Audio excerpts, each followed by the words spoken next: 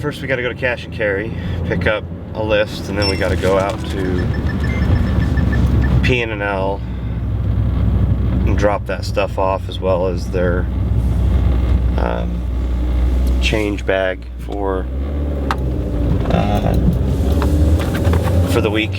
And then we got to go to K2, drop off their grocery list. Then we got to get back to the crepe shop all before 8 or 8:30, between 8 and 8:30.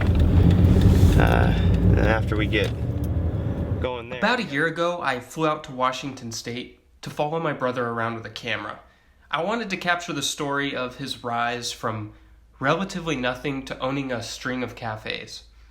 The only problem is I was on the other side of a not so successful business, and he was going through a rough patch.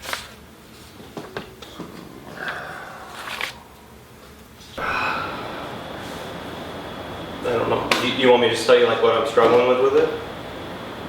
We could sort of see the struggle there for a moment.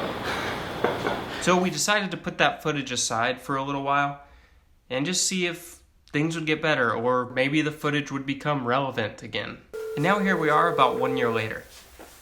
And we came up with a totally new idea. Hey!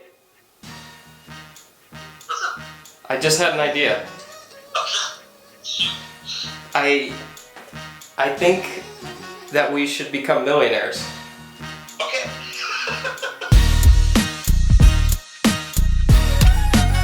Let's just, like, strip away all the ego of pretending like we know how to do that, because we obviously don't. And let's spend like a month becoming, like, just trying to figure out how to be millionaires.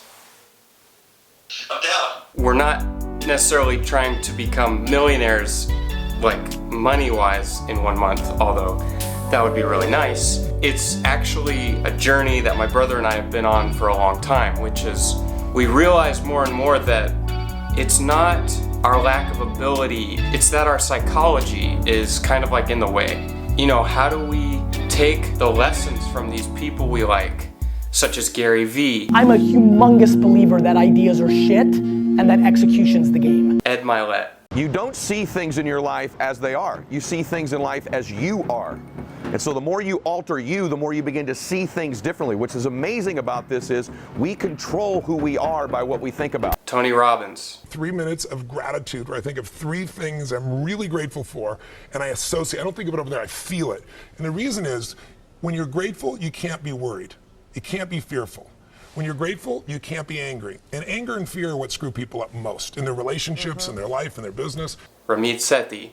You decide.